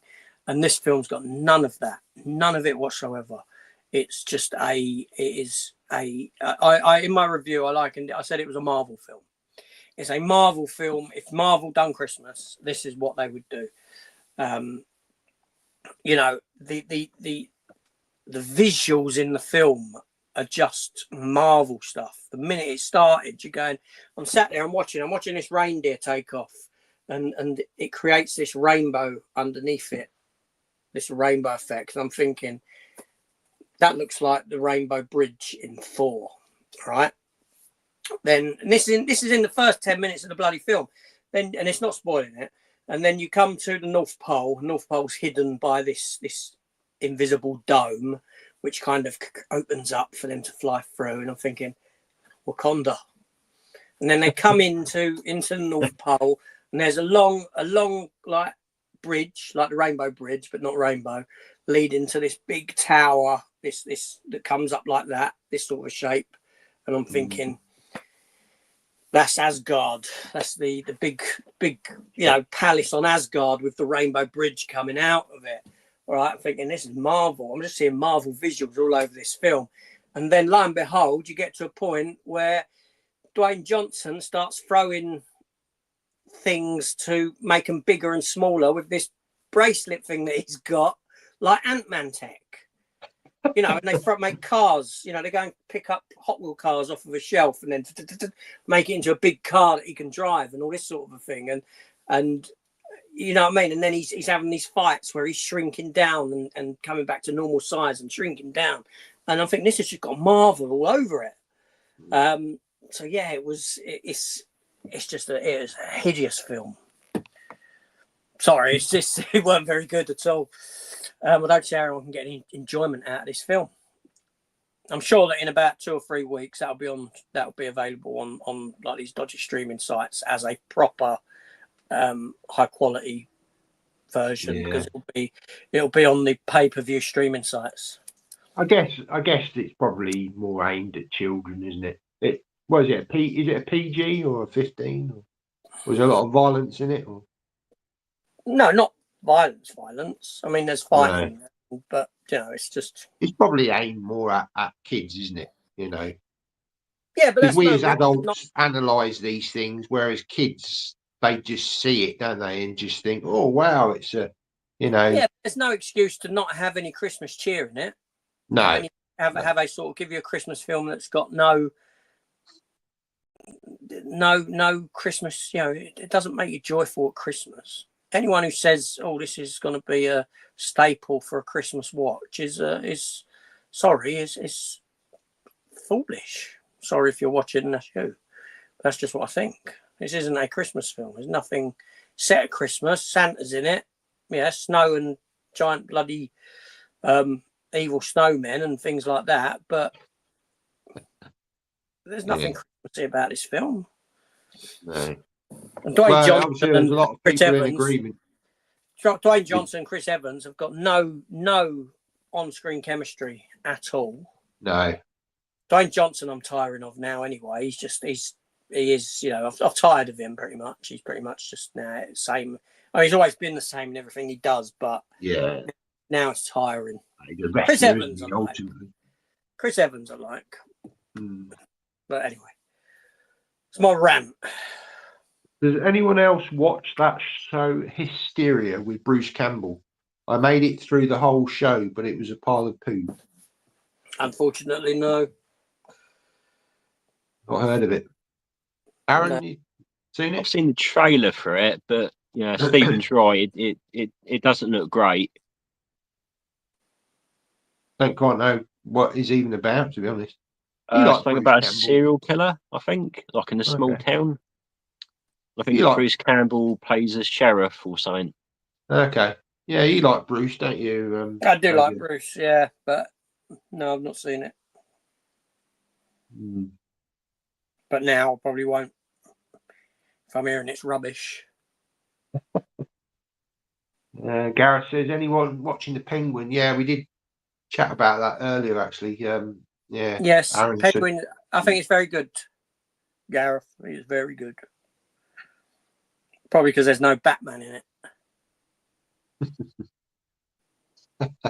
He likes the Batman. I don't. He does like the Batman. Yeah, he's a big fan of it, isn't he? Yeah.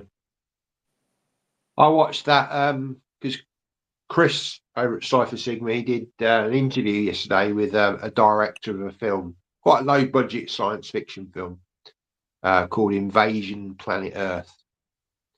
So I watched it last night on one of the free streaming sites, and it's very low budget, shall we say. I may probably do a review, but some of the effects are a bit questionable. But you know, I think the director, he was kind of quite proud of his project, and I guess it's understandable. You know, when you're making a film, there's still a lot goes into it. And whilst we all sit here and say it's either great or it's rubbish, you know, you've got to remember that, you know, there's still a lot of work that goes into these films. But yeah, I think the problem with this one is the lack of good actors, shall I say. I think when you're watching something like that, you know what you're going into. Yes. You know that it's a limited budget. You know it's probably independently made, and you've got to take it on its own terms. Yes, that's exactly what I've done. So you've got to reject all that criticism that's kind of built into you, you know, and take it on its own merits. You know, did the story work? Did the because it's very easy to start going, the effects are rubbish. They're working on a budget of like a few $1,000s or something, or pound. Do you know what I mean? But does the story work? Does it work? Does the characters work? You've got to step aside those sort of biases of what you're used to, and that's what I try and do whenever I reviewed these cheapy films, you know, because it's so easy to just say, well, yeah, this is like a load of rubbish, but it's not. It's some people's passion project, and they do put a lot of effort into it. Absolutely, yeah.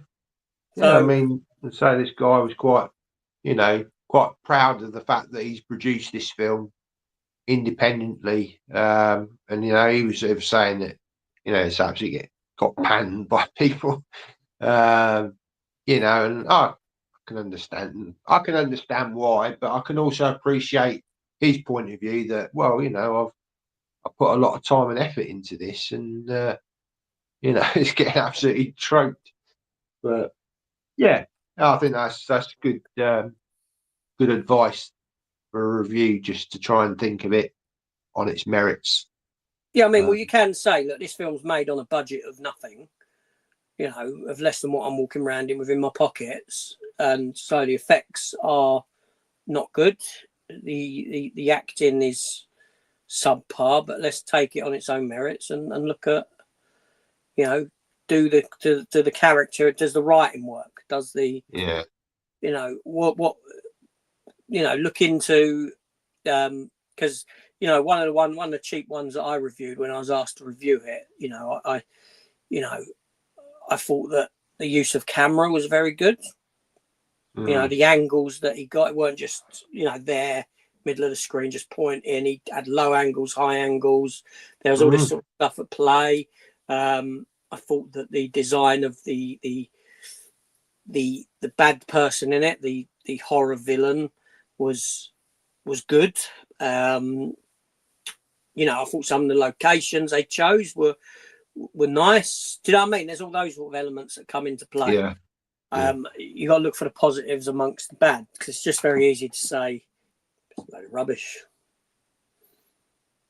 You know, because you're used to watching films kicked out by Hollywood with a, you know, Huge budget. Yeah. Yeah, you know.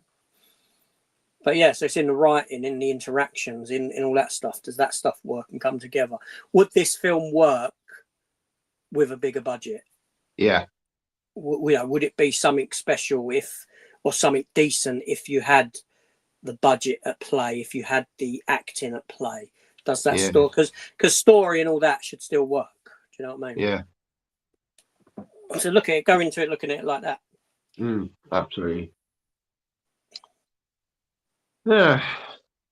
So, have you anything coming up on your channel you'd like to share, Aaron? Any got more videos coming up? Still books, really. Yeah, more still books coming up. Arcane, got Werewolf Z. You know, I know AJ unboxed that, but I know got quite a few things coming out on pre-order, which I've got to try and find the room for, but you know, somehow. Yeah. So where do you keep all your collection then? What have you got assigned for it, so to speak? Do you have a room? Wherever it fits. Yeah. Got a few shelving units behind me. Got one.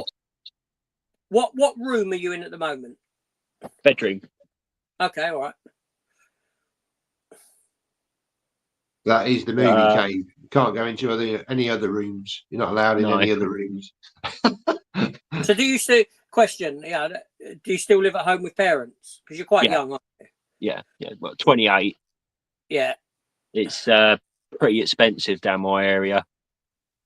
Where are you in? Anywhere is pretty expensive these days. Down south, sort of near the coast. Okay, all right, cool.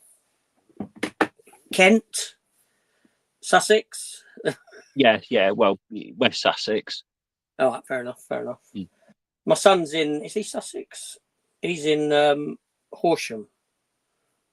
Yeah. I've done a few jobs down there. Okay, yeah. Yeah, he's Horsham area.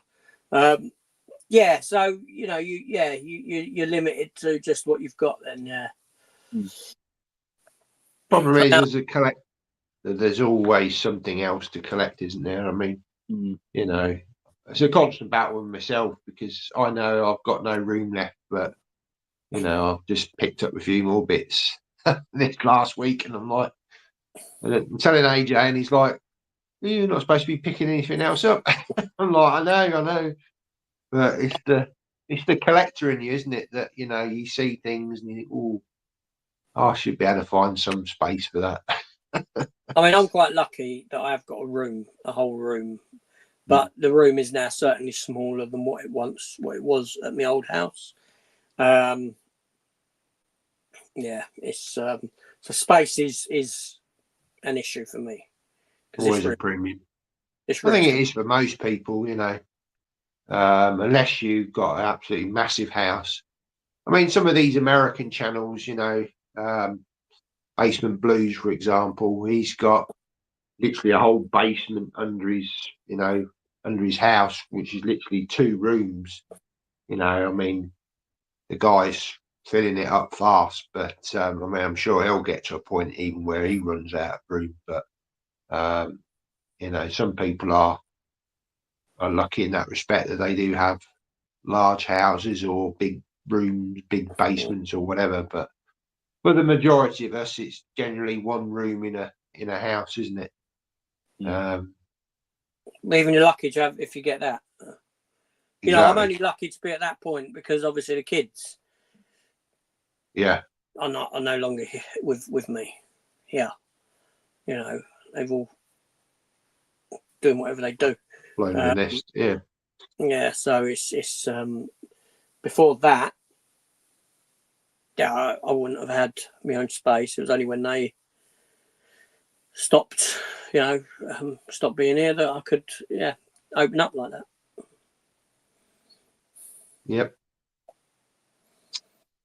You got much planned for next week, AJ, on the channel, or is just for you now? It's just you got a new TV series set of videos starting today, I believe. Yeah, that's just looking through my TV stuff.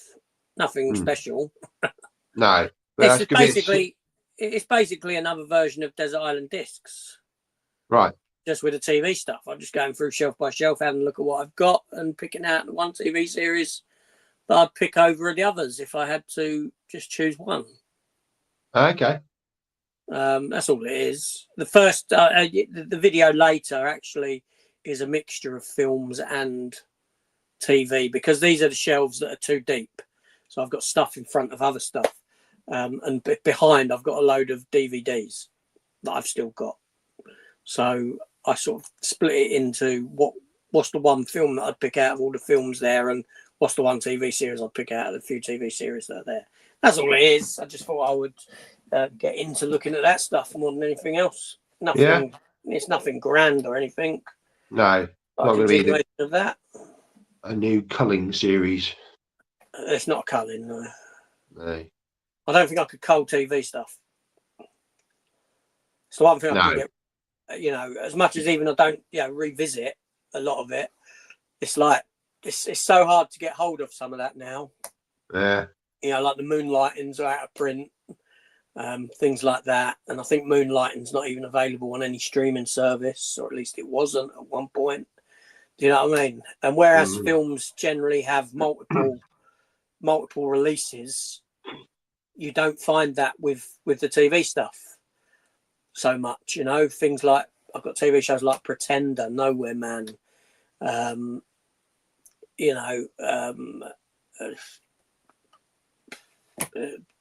there's loads that just won't ever see light of day anywhere else. No, so it's the hardest stuff trying to get hold TV of. shows are not cheap to collect either, are they? You know, they do hold their value generally. Yeah, not cheap. I don't tend to collect much TV stuff. I've got a few TV series, but nowhere near what you've got. You know, 3 or 4 TVs. I've been collecting TV for years. Yeah. You know. Have you got much TV yourself, Arron? Yeah. I've recently picked up a big box set of Game of Thrones. Right. I think I've got it on the shelf there. Again, never a series I've ever got into, that one. Oh, nice wow. One. Don't know if you've seen that. No, I've seen that piece. What's in the Heavy. top? What's in the top? What's in the top glass in the? It's like you pull them out and they're like little signatures of like the different houses. Okay, yeah. And it's got like this was like a Blu-ray set, but I've like taken the ones out of the 4K and put them in this one. Mm-hmm. I mean, talking about TV series, you know, that when they hold the value, I mean, that's still going for quite a lot of money. The 4K Game of Thrones. Yeah. Most TV stuff holds its value, to be honest. A lot of it does. Even some DVD stuff, you know, like you say, it has never even been given a Blu-ray release, so it's, you know, you look on CX and, you know, still commands a decent price. Yeah, and a lot of the TV stuff I have from, it's from eras when, like The Dead Zone, Buffy, Angel, Bruce Campbell in The Adventures of Briscoe County Jr., Chuck, Due South, Cheers, Minder. It's all stuff that I have this strong connection to back in the day, Yeah. More so than a lot of films. So the TV Yeah. stuff, I think I'd be hard pushed to get rid of anything there. Yeah. You ever heard of a series called Brimstone? I've heard of it, but I never watched it. The same, because I don't think that's got a physical release anywhere. I think it's only like the old VHS, but it's only in America. Yeah. Alan's just saying there, he says, I've counted, I have over 250 different TV shows in the collection. Very impressive. Yeah, he's probably on par with me. Yeah. I mean, I'm about 5. looking here, just to name some. Obviously, I've got all the Stargates, all the Walking Deads, Farscape, Continuum, Killjoys, Torchwood, Doctor Who's, Quantum Leap, Airwolf, A-Team, Sequest, Battlestar Galactica, Z Nation, Supernatural, Babylon 5, Nikita, Jag, Once Upon a Time, all the Baywatches, Dempsey and Makepeace, Brooklyn Nine-Nine, Jeremiah. That just goes on and on. Yeah. On and on. Only a few then. Yeah. Heroes, Nikita, 12 Monkeys, Last Ship, Lost, Westworld, Hannibal, Da Vinci's Demons, Life on Mars. Yeah, I can go on and on and on. Never end. Alan, he makes a good point there. He says the thing with TV shows is the characters are better developed and you get so much more depth. Yeah, it fleshes them out, doesn't it? And you see a bigger world within that, whatever it is, universe, shall we say. My camera keeps characters. My camera keeps like moving. Yes, I've noticed that. Yeah. I don't know how to switch that off. Artistic license there. You sort of this sort of it follows in and out. Yeah. It sort of follows me. Yeah. Bloody hate it. Must be in your settings, I'd imagine. I think so, but I can't find it. Right. Well, I think we're coming up to the 2-hour mark. I've not really got much more to sort of add that I can think of the top of my head. Is there anything else just promote your channel to the audience, Arron, if they don't know? I was just going to say I hope you enjoy your parcel, AJ, because I might have added a few extras. Well, you didn't have to do that, but thank you. Well, yeah, I got to. You ain't got to do nothing, but it's always appreciated. Right. There'll be another unboxing at some point then. I won't sit on it for a week because anyone watching who doesn't know, I bought off of Arron, Evil Dead Rise, and he kindly gifted me RoboCop, the steelbook in there. I didn't know. I sat on this box for about a week, not opened it. I knew what it was, but like a load of other parcels, I just sort of sit on them now and no rush to open them. And Arron had gifted me that when I opened it. He must have been like screwing, like, why? And he said thank you. Was he? Ungrateful tosser.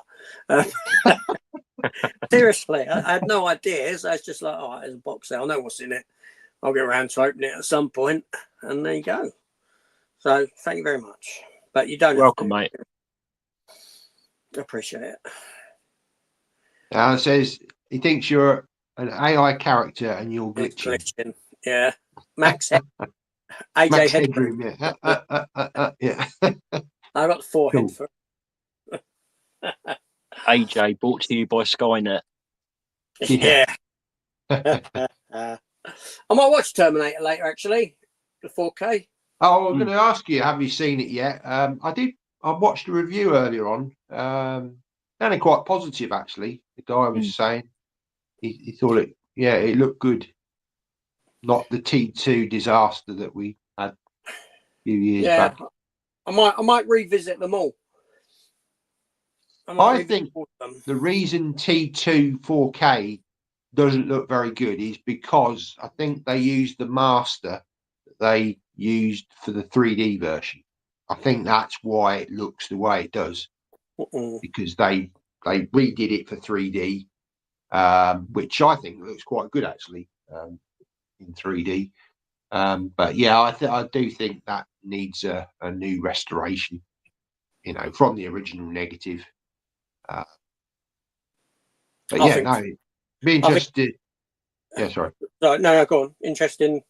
No, I was going to say, it'd be interesting to hear your thoughts on what you think of the 4K.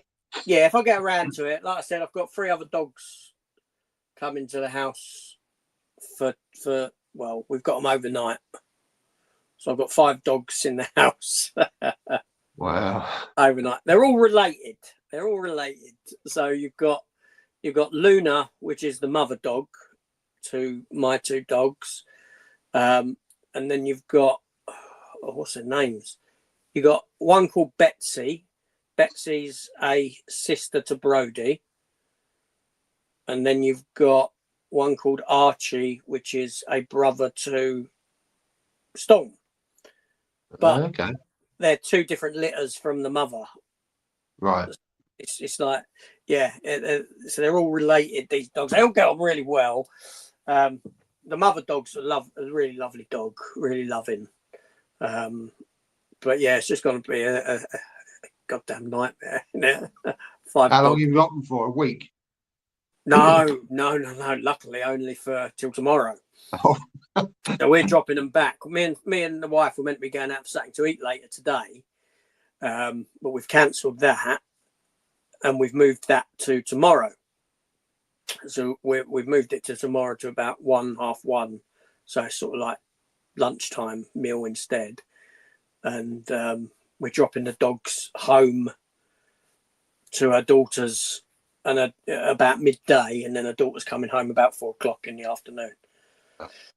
Like, her daughter's already gone, so the dogs are at home alone, and we got to go and pick them up. Yeah, they would have been there for about 4 or 5 hours alone by the time we pick them up. Right.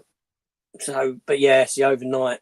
So I think my wife will be sleeping downstairs in the front room with her daughter's 3 dogs, and I'll be upstairs with my 2.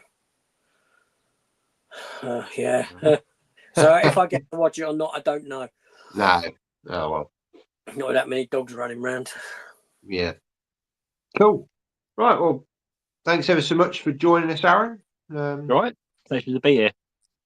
No problem. And like I say, I'll leave a link in the description if you don't know of Arron's channel, Professional Unboxings. Yeah, leave a link in the description. Yeah, he's always opening a lot of good stuff. Yes, different. yeah, a lot of custom stuff, which is always nice to see. Nice to see something a bit different than the usual, you know, because a lot of people are picking up the same sorts of things, and yeah, I do like to see something a little bit unusual. Cool. So yeah, we'll be back again at some point, whether that's next week, I don't know at the moment. Possibly next time it'll be on AJ's channel. Yeah, I know that. I think next week I'm free. I'm not sure if it's the week after or the week after that. Yeah, I take Brody in the morning, Saturday morning, for a clipping. okay. What's the 2-hour Yeah. thing? Fair enough. So yeah, keep your eyes open, and yeah, hopefully we'll be back next week. But we'll play it by ear, see what's going on. Yeah. Thanks ever so much for tuning in and leaving comments, everyone. Do appreciate it. And we'll see you next time. Take care all. Cheers.